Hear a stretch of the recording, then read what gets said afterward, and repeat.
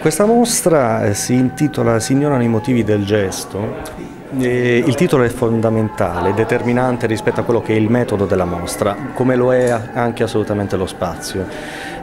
Si tratta di una mostra che ragiona molto sulla cattività e sulla clandestinità di una forma, di un'ipotetica biografia da parte di un personaggio, una struttura narrativa molto forte questo tipo di intervento. Immaginiamo che ci sia un personaggio che abbia vissuto clandestinamente questo spazio. La nostra immaginazione però deriva dal fatto che questo spazio realmente per circa 40 anni, una volta abbandonato, decaduta la famiglia Conti, è stato abitato da clandestini, soprattutto di origine albanese, che sono stati qui e hanno occupato l'intero palazzo. Siamo arrivati nei sotterranei e abbiamo trovato tantissime tracce del loro passaggio, del loro vissuto.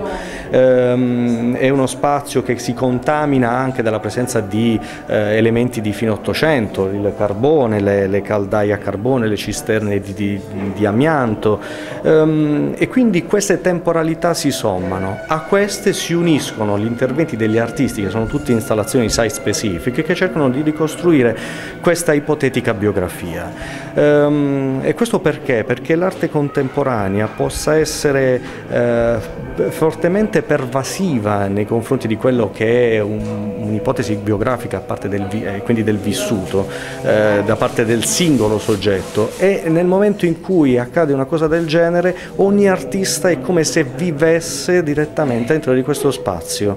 L'esito qual è? Che la mente di questo ipotetico personaggio è in realtà una mente collettiva, è la sommatoria di tutti questi interventi, una sorta di mente un po' dissociata, in cui tutti gli interventi, molto spesso con un elemento giallo, un elemento noir, tendono a creare questi archivi improbabili. Tutti gli artisti hanno disseminato indizi del proprio passaggio, della propria presenza all'interno, appunto, ripeto, di uno spazio estremamente connotato. Allora, io personalmente ho curato, da un punto di vista curatoriale, l'organizzazione della mostra. Faccio riferimento all'associazione Entropie, che si occupa di arte contemporanea con progetti sul territorio, in particolare della Valle d'Itria, attraverso operazioni che vadano a insinuarsi su quello che è il tessuto urbano e architettonico, per cui i nostri interventi hanno occupato nel corso degli ultimi 2 anni castelli, masserie, strutture ipogee, sotterranei e appunto di diverse tipologie. È una mostra patrocinata dalla Regione Puglia e tutti gli artisti sono pugliesi. Molti di loro, abbiamo la fortuna di ospitare molti artisti presenti nella Biennale, sia di Venezia che in quella regionale di Santa Scolastica. Io sono Natascia Battista, mi occupo appunto di video art da sempre, ho una piccola produzione anche cinematografica che si chiama Stakhanov Produzioni. Questo lavoro è fatto in coppia, in quanto il video ha tutto un percorso sonoro, musicale, fatto da Loredana Savino, che è una cantante, insomma, piuttosto nota nell'ambito pugliese. Roberto aveva detto: provate a immaginare qualcosa che sia realmente accaduto, che può succedere, o qualcosa per cui dei personaggi abbiano lasciato impronte in questo posto. Io da sempre, insomma, lavoro su quella che è forse il corpo, la donna, i frammenti di debolezze, di forza, di quelle che sono proprio dell'universo femminile. E quindi ho immaginato ovviamente una violenza, e immaginavo con una sorta di voyeurismo qualcuno che guardasse questa violenza, tant'è che il mio lavoro è installato dietro una porta ed è un video dove praticamente si guarda proprio dal buco della serratura.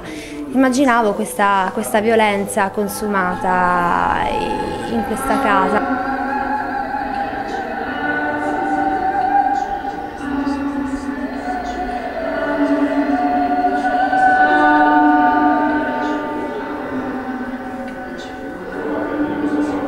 Sono Maria Antonietta Bagliato.